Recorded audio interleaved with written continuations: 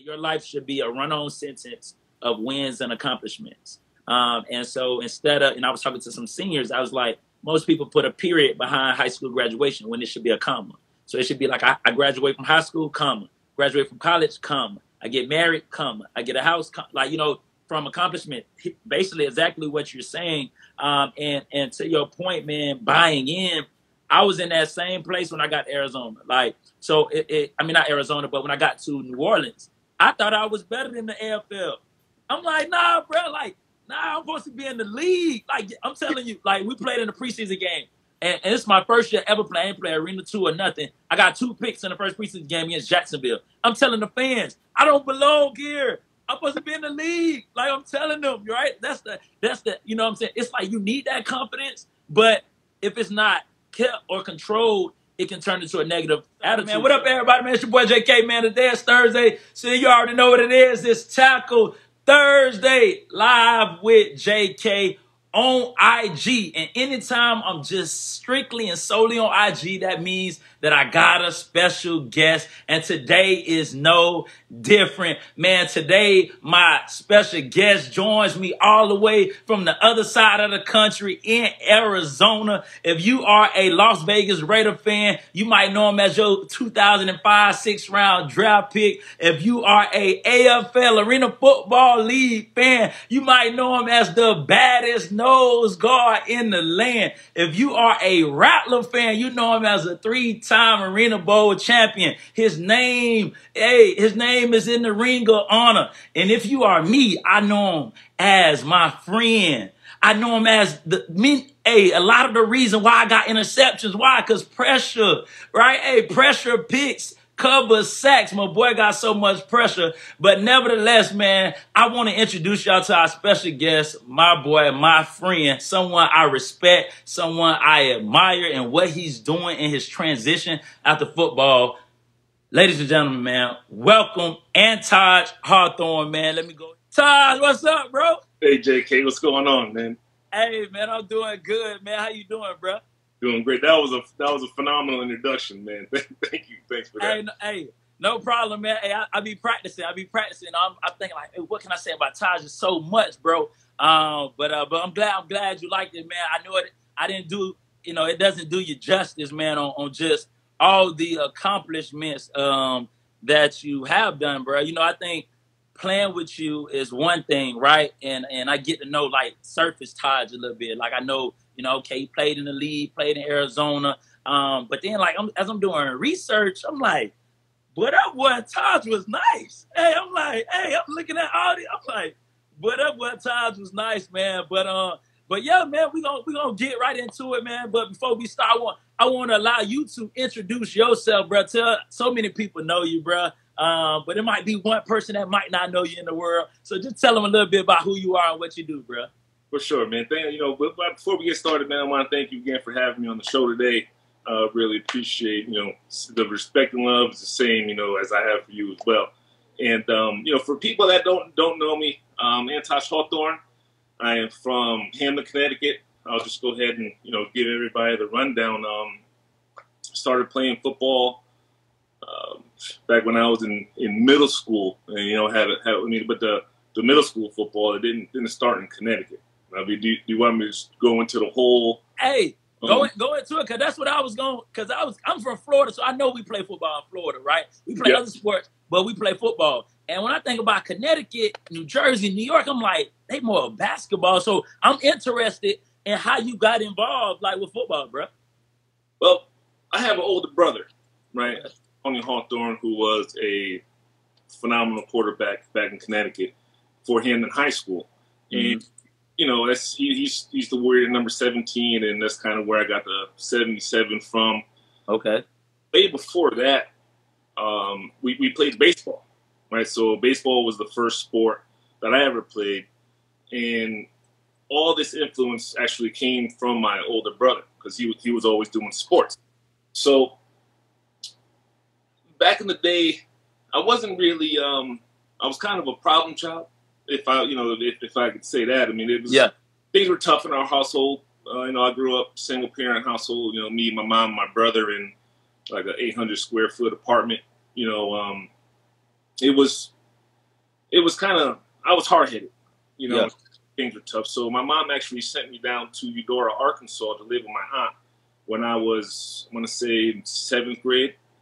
Yeah. So, and this is after I played baseball and everything. So I mean, I liked sports, and you know, I went down to small town Eudora, Arkansas. Man, like super small. I remember it's funny because the Eudora team was the Green Dragons, and the same as the Green Dragons I played for at Hampton High.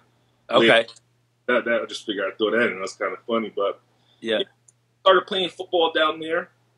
Got my first taste at it. You know, first practice, very first time I was able to pick the jersey 77, and unfortunately, the season ended very quick for me. But there was a situation back at my aunt's house where, you know, I'd be at practice and my cousin's riding his bike around town with his boys, and you know, there's a toddler at the house that, you know, nobody stuff. So I used to have to leave practice to actually go back home.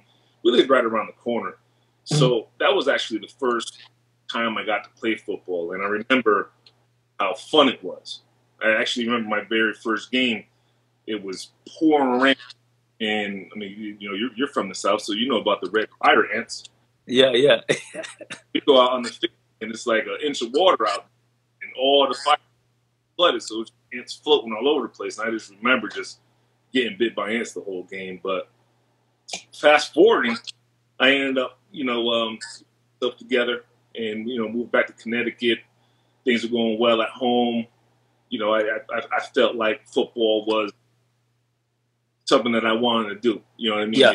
It gave me purpose. It made me not want to get in trouble, you know, because if you get in trouble, you can't play. Just like they say, you got to get the grades. You got to get the grades, and that's true all around. Definitely. Yeah, so fast forwarding, my first, you know, I was still kind of not together mindset-wise. So actually, I had to go to an alternative high school, which is high leadership school.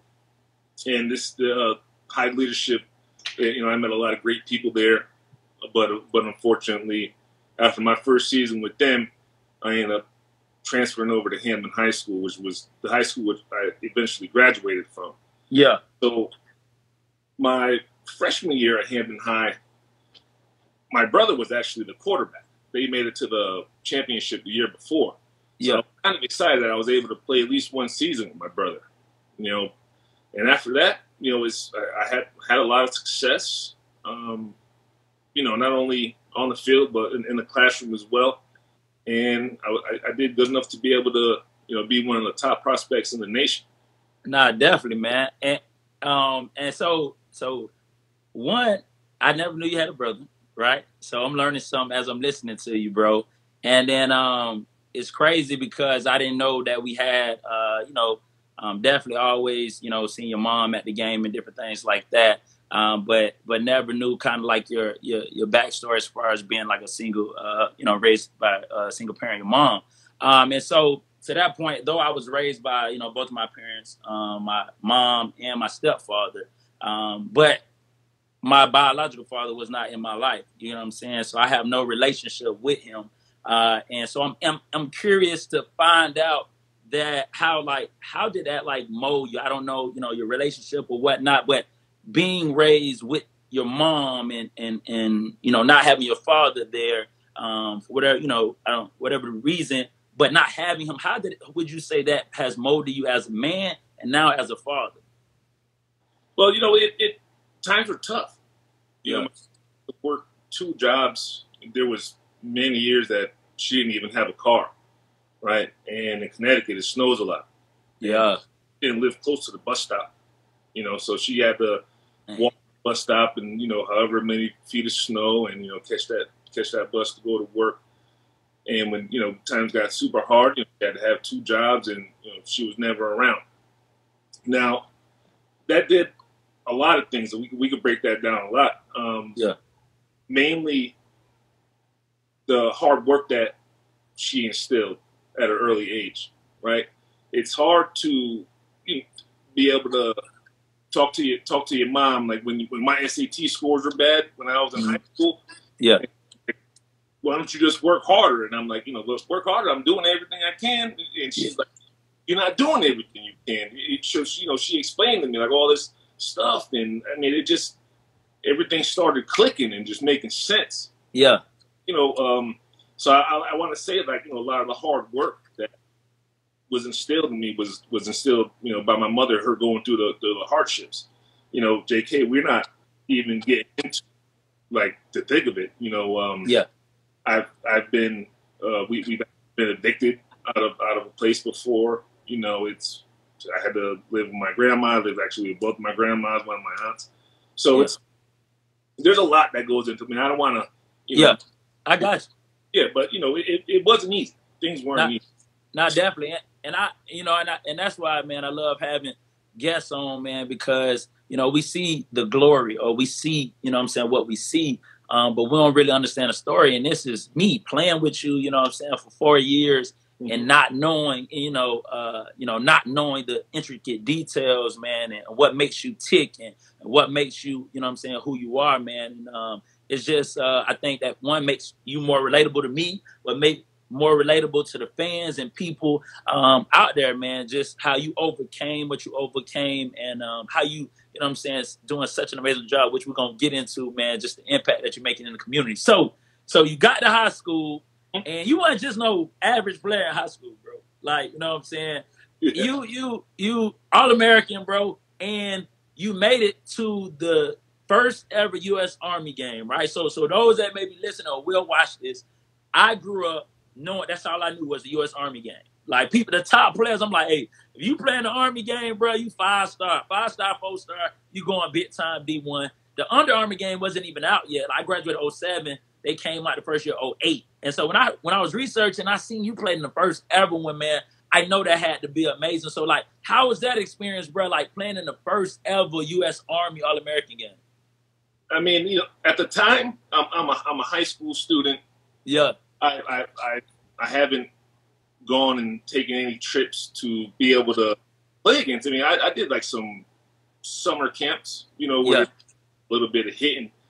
But at the time, it was a real confusing time at first, because I'm getting people telling me, don't play in the game. You get hurt, then you're gonna mess up your Wisconsin stuff. Like, everybody always, protect. But I was excited. Yeah, very excited. I remember when I spoke to them, they said that I was the first person that they called to see if I wanted to be a part of it. Wow. It was funny, because I was also the only person that had a king size bed as well. So hey. So I was like, you should have picked up your phone. Like, I don't know, like, you know what I mean? Yeah. Worked out, but it was a phenomenal experience. It was like, you got treated like you were in the NFL. I mean, we're down in Texas, and we're playing a high school all-star game with the best in the nation. Okay? Yeah. And the people that we met, and the fun that we had. I mean, I remember there was a running back from De La Salle. I mean, we were at the Hard Rock Cafe, and he was on the other team. He just came and sat at our table and just started talking like the most trash, showing off his rings. And I was like, man, I played him in high school. You know what I mean? We didn't win any championships, but I guarantee you, if I see you, I'm gonna take your head off. Like, hey. I didn't understand. I was just coming over. I'm trying to eat a burger, at Hard Rock. But here we go with this guy. Nah, hey, so is it safe to say I'm interviewing, I played with the first ever high school football player to be invited to the U.S. Army game? Yeah, pretty much. Yeah. Bruh, hey, we making history out here, dog. Hey, no, real talk, bro. What an honor, dog. What an honor. And I'm going to tell people, share this story with people. Like, so you say you had a king bed, the only one. That is some Anttaj, like, that's only an Anttaj typical fashion, y'all. So in the locker room, in the AZ locker room, everybody got regular chairs. Salute to Latin Laser, my boy Nick on here. Nick, the boy, the franchise had a regular chair, just like I had a regular chair, right? Rookie on the team, second year player. Everybody had a regular chair. Anttaj had a roller chair, kind of like a chair he's sitting in right now. A roller chair. Nobody could sit in Anttaj's chair.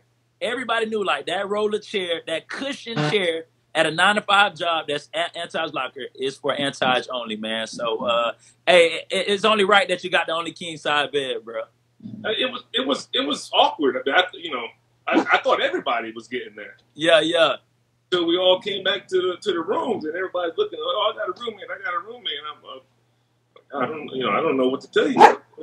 Sorry about my dog's barking. Hey, you all good? Hey, I love dogs too, man. Taco Thursday, love dogs too. Hey, that's so dope, bro, about that. So you commit to Wisconsin, bro, and I think like for myself growing up, man, my favorite college, obviously outside of my own school, Middle Tennessee State, but growing up was University of Miami. You know what I'm saying? That was the school I wanted to go to. But you know, as I getting older, I'm like, man, I'm not a 4-star. I'm not a 5-star. 9 times out of 10, I'm not going to UM. You know what I'm saying? So you got to go play Big Ten. Back then it was BCS school, a big school, right? Or now it's a Power 5. Like, how was that experience, man? Playing Big Ten, big time football, man.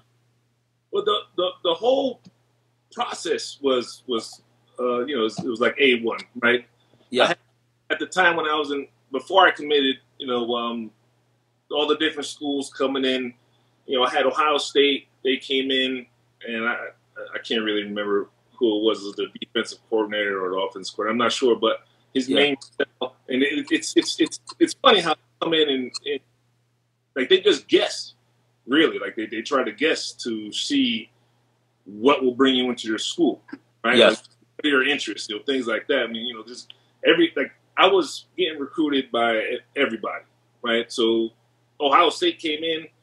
They were selling me on the new stadium that they're building, right? Yeah.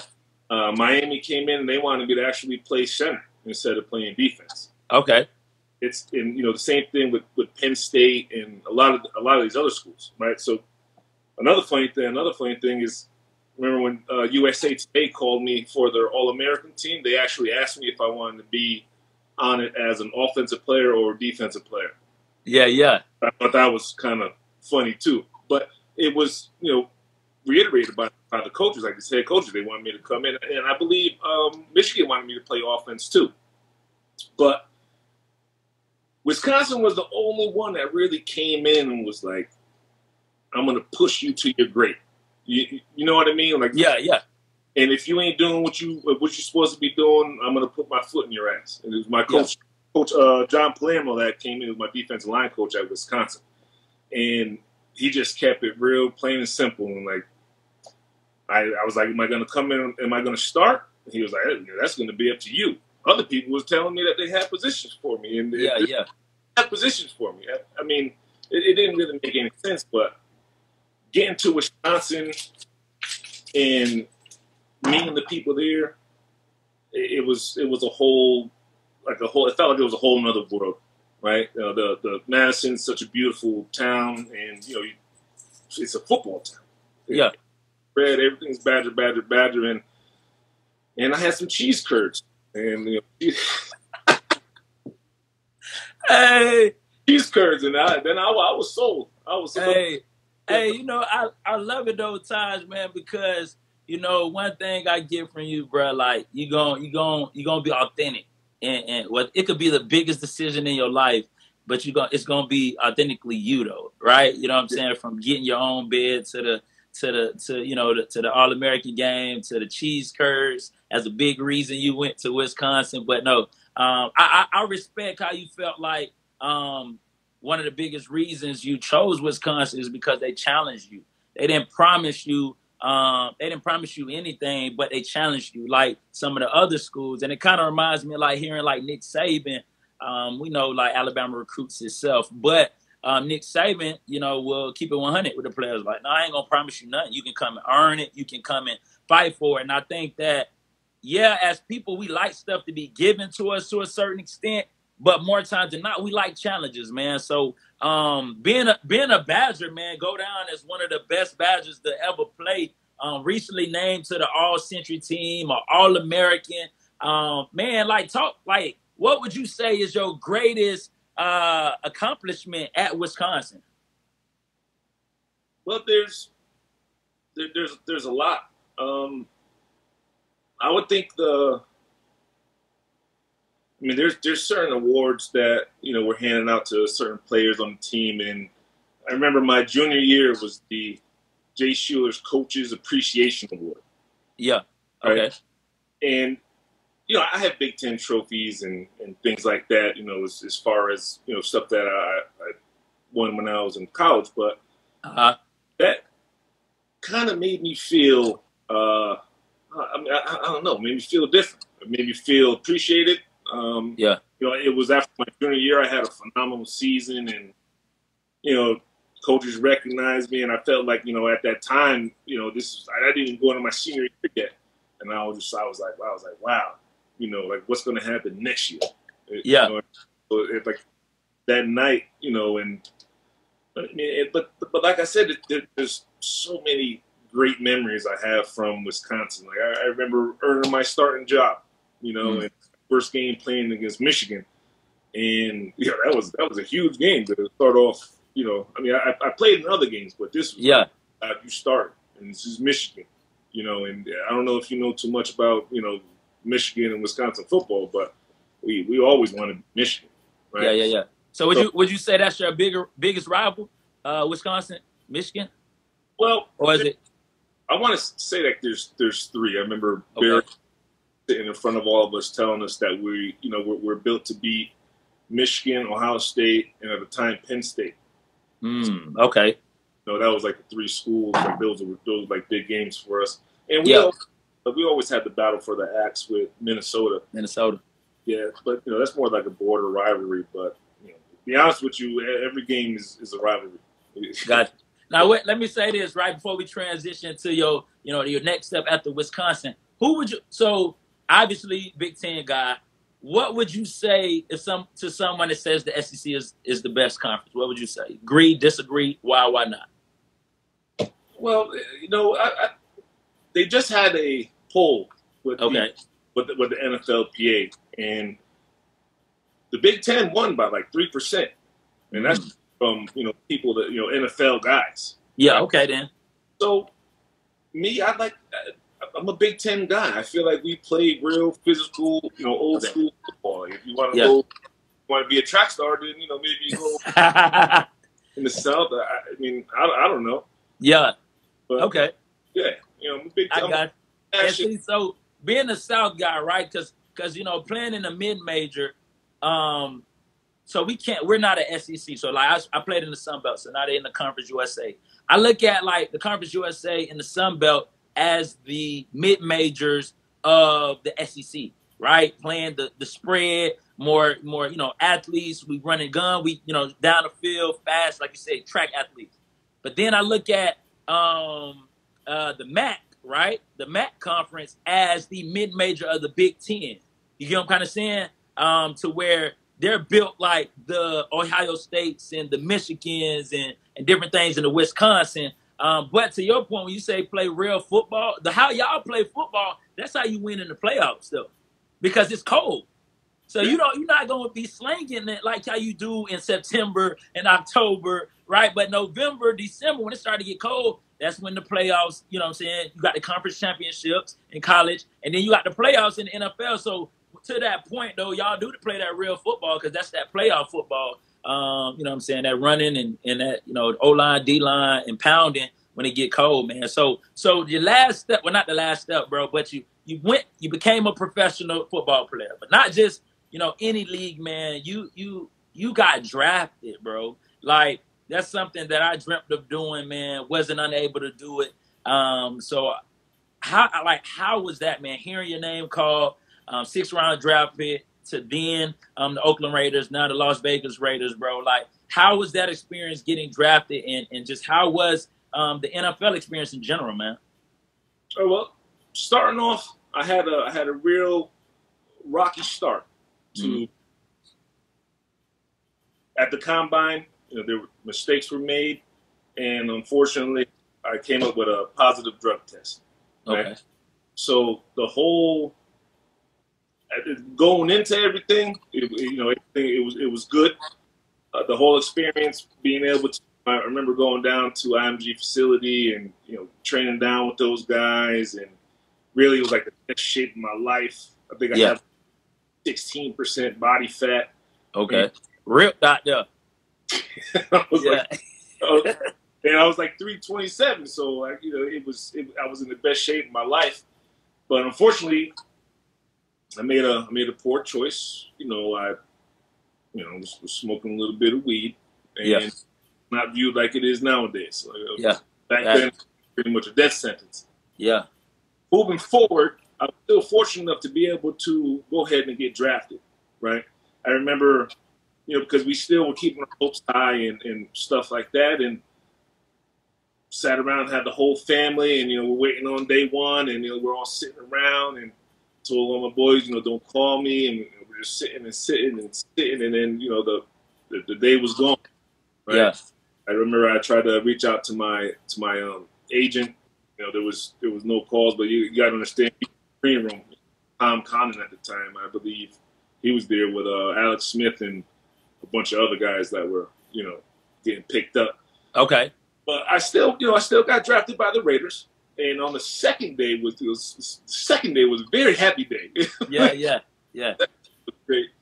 And this was a smaller group, you know, my immediate family and things like that. And I remember Raiders called me up, and, you know, it was kind of like surreal. I was like, you know, are they just going to call and ask, you know, like, we're going to pick you up at the end, you know, if nobody picks you up, or, you know, whatever. But they ended up getting me.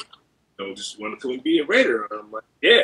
You know, I didn't get a chance to talk to Al Davis, you know, on that phone call right there.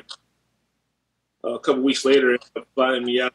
You know, everything was, you know, first class, and it was all, you know, downhill from there. And it was a very exciting time, not only for me but for my family. I mean, the waterworks were going inside the living room, and it was a dream, right? Yeah. To be able to see all the hard work pay off, you know, and all the make sure you run into the ball, you know, the film room, all that stuff, and still making a mistake and still being blessed to be able to get drafted and still pursue it was amazing. That's good, man. Man, so definitely congrats to you on that. And I appreciate your transparency too, bro, because like I said, I that's why I love doing interviews, bro, because I learned so much about you, man, and about the people I talk to. But I appreciate your transparency. I respect that, bro. And I'm definitely happy for you that, you know what I'm saying, you're still blessed to be able to accomplish your dream, get drafted, play in the league, man. And it seemed like, bro, you got the magic touch, bro, because it was like everywhere you went, you won. You went to NFL, you won a world championship, man. Then you transitioned to AZ, man, Arizona Rattlers Arena Football League. It wasn't the, you know, where they was rebuilding. Coach Guy was getting them right? Because, you know, I believe y'all first year was together, if I'm not mistaken. But rebuilding, got there, man, won 3 Arena Bowl championships, man. A period, I believe, in what, 5, if I'm not mistaken, 4 or 5, because I know that last one, that 16, we lost, and then 12. But man, talk about that, man, that experience. And I want you to be real, because when we was on the phone, like you said, how we looked at Arena when we first got to Arena wasn't how we finished, right? So talk about that transition, man. Okay, so at the time, you know, it was tough, right? I remember I'm sitting in Alameda, you know, right there next to Oakland. I'm still in California. I'm trying to figure out, you know, what to do. You know, I'm talking to my agent. You know, he's trying to set me up with workouts. I remember I had one tryout with San Fran, and I just, like, my mindset, it was a little off. Like, I was like, all right, I'm gonna go out here, you know, do a little workout for San Fran, and then, you know, I'm on the team. You know, but that's not how it was. I felt like it was easier taking that college route to get there than it was, you know, trying to get back in. That's real. That's real. Yeah. So I ended up making the decision to go ahead and play in the Arena League. And, you know, I talked to my agent about it. He actually talked to Philly at the time, who had just got them winning a championship, to be on that team, right? You know, at the time, Bon Jovi was still the owner of the team, I believe, and Yeah. they were having success. So, you know, I'm all packed up, getting ready to leave in like a couple days, and I remember Coach Guy called me up just out of the blue. He was like, "Hey, Coach Kevin Guy, he gave me this whole spiel about, going to Arizona and he's going to build something." And he told me, he was like, "I just got off the phone," and I don't know how true it is. He said he just got off the phone with the coach in Philly. Yes.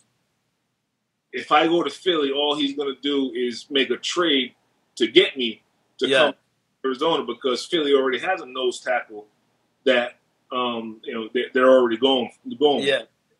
But man, I almost forgot. Let me back up 1 second. Before I decided to go to Philly, I actually had a tryout with San Jose. Okay. Almost forgot about this, and this is so important. I went to San Jose, and mind you, I'm coming from the NFL, and at the time I didn't really know what the AFL was. Yeah. I had no idea. I remember I went to an AFL game when I was in high school, and I was like, "Oh wow, this is cool." They're playing indoor football. That's what's up. Yeah. But I never saw myself playing. So I went to San Jose with a big old head, like a huge head, just like I'm drafted, bro. Like I'm on the team. Like what y'all doing? Yeah, I'm saying, I'm like, I have to try out. Like I'm doing a try, and I really had to do a tryout. Like they wanted me to do bench reps and stuff. I did 3, and I put the bar back. Like they want you to run 40s, and then they wanted me to do one-on-ones full speed with no pads and nothing. Yeah. That's just ridiculous. So it didn't go too well. Yeah. Right? I ended up leaving, and nobody ever called me from the San Jose organization again, and I felt kind of disrespected because I went there and I did most of the stuff they wanted me to do. You know what I mean? I drove all the way down there. Yeah. But they never even called me, said thanks for coming or anything like that. But so fast forward, I ended up listening to KG. He was like, just a shorter drive. You come to Arizona and drive all the way out to Philly. So I'm like, all right, I'll go ahead and I'll take that ride. Yeah. Came down, and he sat in front of the team and he told us we're rebuilding. The team only won like 4 games the previous year. I'm not even sure, but he promised the season ticket holders that if we don't make the playoffs, they get their money. Ooh, put his money where his mouth is. I was like, oh my God. I was like, wow. I was like, oh, all right. Well, let's go ahead and get it. Yeah. But at the same time, my mindset wasn't really there yet, right? Still, my agent told me, you go to the AFL, you won't be there for long. We're going to get you another tryout, and just stay healthy and stay in shape, stuff like that. So that's kind of how I looked at it. Yeah. And every week, no call, and we ended up to the playoffs, the Rattlers, and we ended up losing in the first round. But KG didn't lie. He said progress.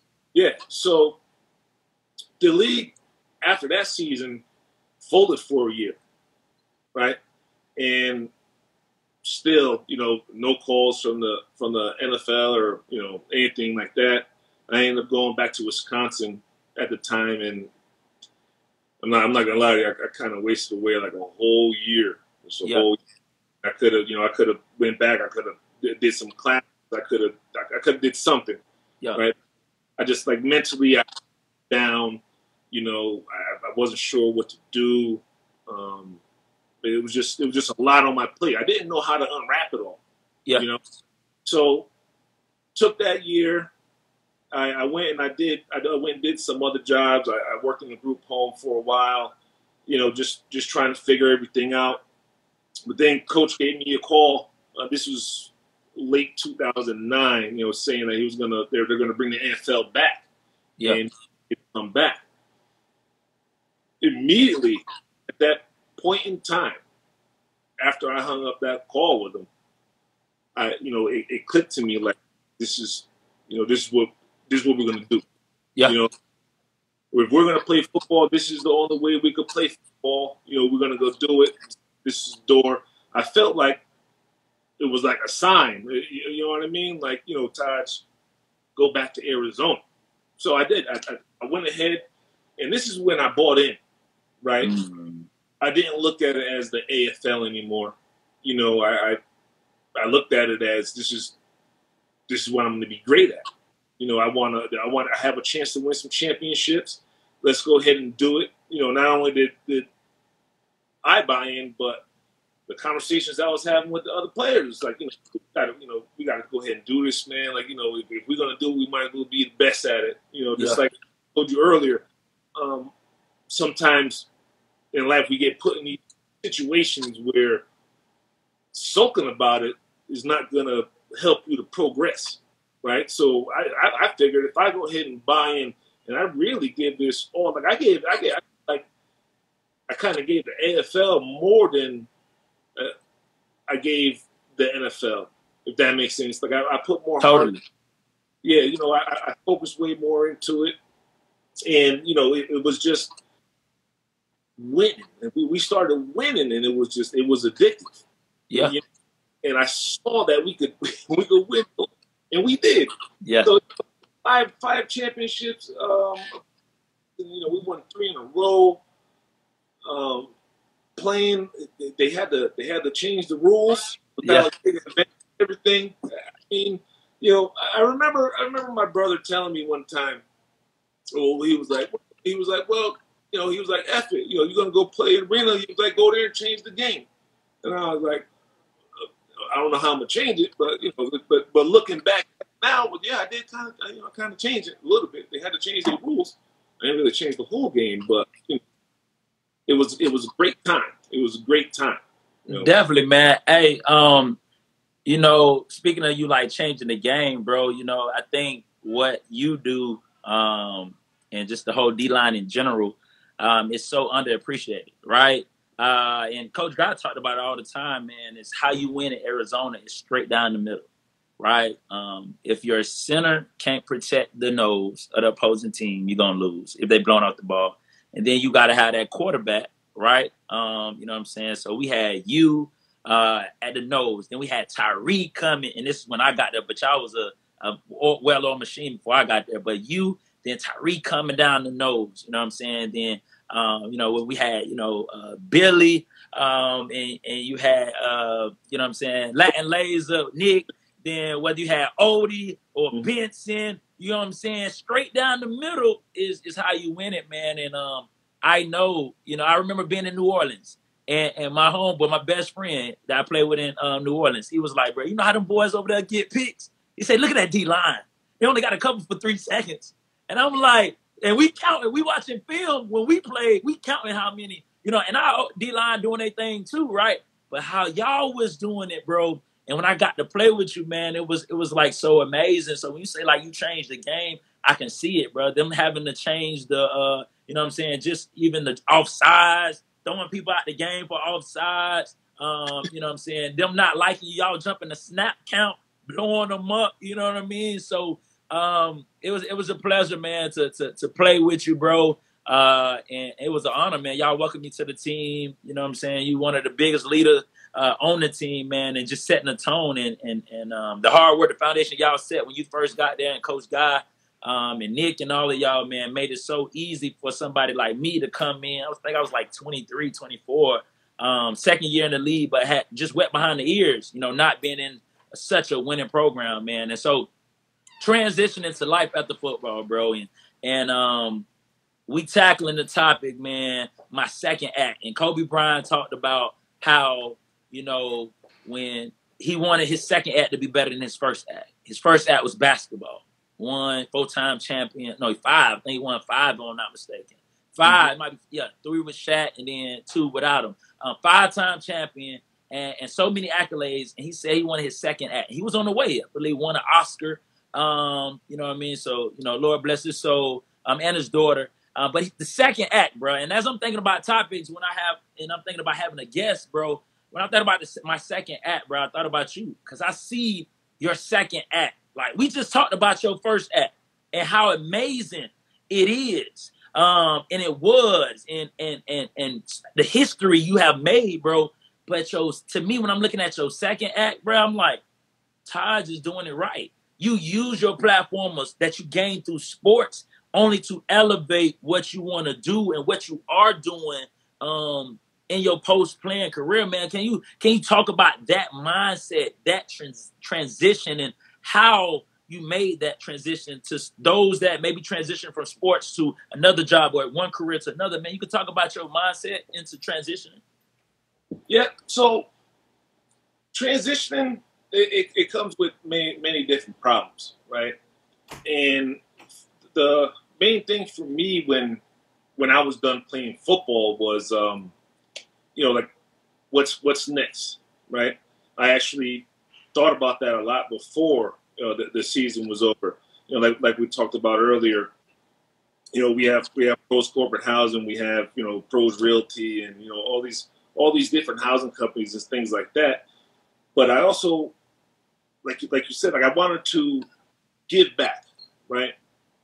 And being able to do, like, I wanted to do the public speaking, right? And I've had a little success, but not as much as I expected. But nobody ever said it was going to be easy, right? Yes, sir. Yeah. But dealing with the COVID and things like that, Facts. I was able to use my platform, via the Taj Tuesdays, which still, and I need to get back on those, but I'm actually in the middle of another transition right now. Yeah. With moving over to selling houses. So I'm actually, it's just like I said before, it's like I use it all the time. And when I talk to different people about, putting a period on the story, like, all right, I have a family, I have the house, I have the car, I have the job, it's all done. But is it really all done? Right. So with the transitioning, I feel like, just like you said, the second act, like, how could I make my second act the best, and still be able to impact, in my community and things like that. The platform that I have from playing sports, being with the Raiders and, playing for the Rattlers, I made a lot of friends, not only here, but, in the Raiders organization, the Vegas Open, that, people reach out to me to be able to, be a part of the community events that they have.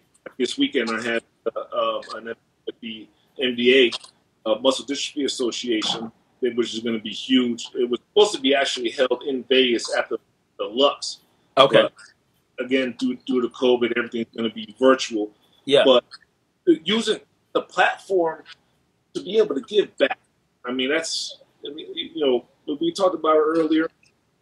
I feel like when I played, I never said no to any service or anything like that, but I wasn't exactly out looking for it. You know what I mean? But we had practice, we had the games, we had stuff that we had to do, and we still had to fit our family into all that. But now I have a lot more time, right? So what I do at that time is I give it back to the community, right? Gotcha. Be it if we're handing out food to the homeless, or packing food boxes, or just getting there, trying to raise money for different organizations. I feel like I have the platform, and I've been blessed with so much that I would like to share that platform with others. Even having my friends on Taj Tuesdays, and having them talk about what they're doing, and with them, giving them some shine and things like that. It's just, I love to see everyone succeed, right? And that's a lot about what I talk about too when I speak to people, is how to finesse that transition, how to take a negative turn to a positive, or how to become successful, right? Because most of the time it's just our own thoughts holding us back. Just like when I first came to the AFL, it was like, come on. I'm too good for this. I'm too good, and this is beneath me, right? Yeah. But that mindset, if I would have kept that mindset, I probably would have played arena for a couple of years and then went and got a desk job somewhere, and that would have been the end of the story. Right? But buying in, I ended up getting a banner, some rings, but now I met my wife in Arizona. We have a phenomenal family. Yeah. You know, I get to meet great people like you. You know, I got the world through football, and I mean, it's great. It's great to be able to give back, and you know, and to be able to finesse the transition. Yeah. No, definitely, man. And just, man, you said so much, man. Of trying to wrap my head around everything that hit on all the points. But to that one point, I had said something today, man. Well, back in 2018, I was speaking to the school, and I actually showed my students it today. But I said, so the whole time I'm in New Orleans, I didn't really even appreciate it. I didn't even think I cared as much about Arena until we lost to Philly, who y'all beat in the championship. When we lost to Philly in the playoffs, and I felt how emotional I got, I was like, yo, I really care about Arena, right? And when I got to Arizona, I was still fighting it a little bit because my whole mindset was, I'm supposed to be in the league. I'm supposed to be gone. But when I finally bought in, I loved it. Me and my wife, we talk about Arizona days so much, man. And like, you got your banner. I mean, that's something you dream about. Me to walk in the store and see my jersey hanging up, it was like, once I bought in, things just started to happen, man. And when you say finesse the transition, I love that phrase, finesse the transition.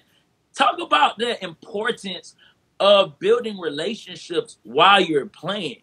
Because I'm pretty sure, like you said, you still got people in the Raiders organization you can call. You still got people in Arizona you can call. Why? Because of the relationships you built. Like, can you touch on that? Like, how important it is to make sure you don't burn bridges while you're playing? It's very important. And one of the major differences between the NFL and the AFL is we, after the games, we used to actually go down to the field and sign autographs. Yeah. About a half hour every game. And not only that, but where the team goes after the game, you know, to grab a bite to eat and stuff, yeah, there are also fans there as well. Yeah. And I'm not sure how it is everywhere else, but the Rattlers, I'm going to go ahead and say we have the best fans. We have the best fan base. Best. Dedicated, and I feel like the most friendly. You know, there's fans that I still talk to this day. I mean, you know, Alex just went off to college. Yeah. Jen and the family. I mean, it's, you know, there's still, you know, Big Ed knows. We got, you know, Gary's up here. So there's, I mean, and these are fans. These are, I don't even like to call them fans anymore. Friends. We're beyond that. Yeah. So in building these relationships and nurturing them, like I remember one year in the off season, I'm not even sure who. I think it was just like heard that, you know, I was looking for a job, and then all of a sudden, you know, people start hitting me up on Facebook and just like, oh, Todd, you know, I got this for you, you know. Yeah. Doing, and I replied back to everybody, you know, and just because, like, I'm just like, wow, they really going out looking, you know, try to help me out to be able to find this job, but they cared, right? You had a good enough influence on them that they actually, you know, they cared and want to be able to go ahead and reach out and help you to see you be a success. Definitely. I mean, I don't even know what would be the reason to burn those bridges, you know, like it right? But not everybody leaves. So like with sports, not everybody leaves on their term, right? Mm-hmm. There's some people, and I was actually just had the Raider alumni event last month where I was talking to guys that haven't come around in years and years because they just didn't know. They felt like they left on bad terms. They felt like bridges because they felt some kind of way about it. But in all reality, is everyone's still super excited when you come back to see, because you know these people didn't burn any bridges. They just burned it. You know what I mean? Yeah. Definitely. But yeah, I mean, in any relationship, I don't feel that you should burn any bridges with anybody. Really, you never know. You know, I feel like a lot of people go to college and they end up getting a degree in a certain field, but don't go into that career because one of their friends hired them to come over to this other company. You know what I mean? And make some big doing something else. You know? Definitely. But I mean. No, definitely to that, man. And I think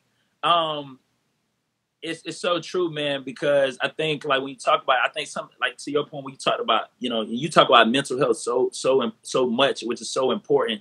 and just how sometimes the ideas that we make up. Even I was hearing Lil Wayne on Emmanuel Acho's podcast and everything. It was talking about, a lot of times we make up ideas in our head that's not even true, and that can prevent us. So in your head, you're like, oh man, I left on bad terms and they got an issue with me. So you don't even reach out to them, and they're not even thinking that way, right? And so I just encourage you, if you are somebody that's feeling like, man, they don't really fool with me or I can't reach out, I encourage you to reach out, and you will be surprised the response you get. And to the college students too, the college athletes that's playing sports, like, yeah, you're the big man or big lady, you know what I'm saying? The popular person on campus, but don't be too big to build relationship, because whenever you're done, you may still be able to pull, like, literally, man, I'm blessed to do the TV games, man, on ESPN3 for MT, all because of a relationship I built. You know what I'm saying? While I was there. And, seeing you go back to the Raider alumni, that was amazing, man. You and Nicolette, man, enjoy yourself, man. And really all, you know what I'm saying, based on, the relationship and the impact you made while you was there, man. And so, man, I want to give you an opportunity, too. I know we coming in on the hour. I want to give you an opportunity to kind of, talk about other things, whether it's Taj Tuesday or I know you said the muscle dystrophy, real estate, but any other, organizations or things you're doing that you want to plug, but you got coming up, man, in the community out there in Phoenix or just across the whole country, the world, man. Want to give you the opportunity. Yeah, right now it's just this Saturday between 2 and 3 Arizona time. I'll be joining the NBA for a live stream video game event, and I play video games. I love gaming. But, well, I'll be on there, and you'll be able to come check out the stream, give a donation. I'll have all the information on my Facebook page, my Instagram page, all that tomorrow. If you guys are watching, you guys have some spare time on Saturday, come check it out. Even if you don't check out my little game thing, it'll be fine. I'll have all the information. I should have put it up there before I catch maybe a link or something, but. That's what I'm looking forward to this weekend. That's my next project. But definitely, where can they find you, man? Just everything. Hey, your website is dope too, bro. It's like salute, man. But what can they find you at, man? Tell them where they can find you at. Well, I have the website, AntajHawthorne.com. That you can go ahead. There's a bunch of information about me, ways to contact me, things of that nature up there. You can also follow me, Antaj Hawthorne on Facebook and Antaj77 on Instagram. But gotcha, man. And so I want to transition, man, in these last few minutes to I have a segment called the Kellem segment, where when I'm on it by myself, I allow people to ask me questions. But when I have a guest, I allow my guest to ask me one question, man. So I know I throw it on them on you on the spot, the way you got to come up with one, man. But any question you got for me, man? Any question? Yeah, I have a question for you. So when you're doing the TV game, you're the I'm the analyst. So you got the plate. So I'm the Troy Aikman. Okay, so when you're doing it, like, do you remember everybody's name like that, or do you have to look? So no, so no, right? So what happens is, so you get a play card, like, with everybody name and position, right? So now you got the first 22 on offense and the first 22. So the two depth, right? Mm-hmm. 2-man, depth chart at every position. And so basically, as you do your research, so like I'm doing prepping right now for Saturday for MTSU in Monmouth. So I'm trying to memorize, I'm kind of familiar with MTSU, kind of the skill. I kind of memorize the skill position players. But then I got my card to where if a play happens and we looking at the field. So the first time the game I did, we was in studio because of COVID. So they have TV prompters. So just how you're watching the game on TV, even though we might be at the game, we got a closer look at the players and the jerseys. But more times than not, I'm looking down at the card. So I'm able to see who it is. And my responsibility a lot of time is to play off of the play-by-play. So the play-by-play person might say, oh, number 12, Reed Blankenship. And then I'll follow up, after once the play is made or whatever the case may be, giving my analysis though, man. But it's a lot, bro. I ain't gonna lie. Last year, but hey, it was overwhelming. I'm like, I got all these different names, and I'm like, oh my goodness, you want to pronounce somebody's name right? You know what I mean? And then like they end up switching jerseys in the middle of the game because I think one got ripped. So now you gotta, find. So it's really harder on the play-by-play, man, than it is the analyst, man, in there, man. But it's fun, bro. It's really like you sitting home watching the game on the TV, and you just talking about the game. And so now when Brittany be like, "What you watch?" I'm like, "I'm watching football. I'm working." Like, cause I'm watching the game, but I'm listening to the commentators to be able to grow and learn at how they doing it, bro. So now I can use that as an excuse. You feel me? So while I'm playing the game, kind of like how you got your event with a video game. Now you're like, hey, for a good cause, I'm working on playing on the game. I downloaded it already. I downloaded the game the other day, man. It's like these jelly bean creatures, and you just got to make it to the end of the little obstacle course, man. I can't remember the name of it off the top of my head. It's like Fall Guys or something like that. Yeah. Should be pretty fun. Nah, and man, you always been into games too, man, though. But I think playing games, man, keep you a kid, man, big kid. And that's why, what I'm saying? Like I say, man, I respect you being authentic. You being Anttaj. Like, you're being you, bro. And definitely, man, I just think that, like I say, from looking on the outside in, bro, you're doing it so right with the transition. And I respect it, man, and how you talked about the mental, the mindset, the transition, finessing the transition. It's so important, man. I just, I pray and hope that people that hear that and listen, and all the people, like, you should talk about it on Taj Tuesdays as well, man, is just, just really take from what you're saying, the importance of building relationship. Buying in is so important, bro. And I definitely want to give you the opportunity, man, to get the last words, bro. Whatever you want to say, you want to pub, you want to say where they can find you, share a last message. It's you, bro. It's up to you. I think we covered everything, man.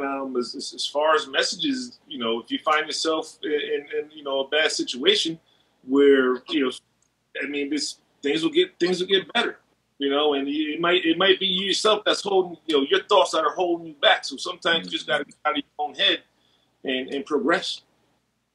Definitely, man. Well said. I can't say nothing, better than that, man, at this point. And I'm listening to what you're saying, because sometimes I could get in my own head as well, man. And, it's so important, man. And that mental health is so important as well, man. And so thank you so much, Taj, bro, for coming and blessing the Tackle Thursday with JK platform. It was only right I returned the favor. You brought me on Taj Tuesdays, which was amazing and huge, man. You got so many comments in here, man. Hey, King of Princesses 4. So I get they've been rocking with you. It seemed like I think they know you, man.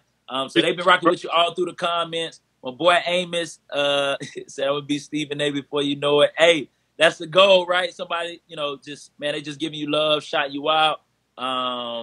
Man, once again, man, great show, bro. I appreciate you so much, man. You have a blessed night. And I appreciate the sacrifice, man. I know your daughter had a soccer game, Yeah. Man. No worries, man. Anytime, man. Anytime. Appreciate you. Definitely, man. And you have a blessed night, dog. I'm going to holler at you, man. You too, JK. Thanks a lot. Hey, no problem. No problem. Thank you.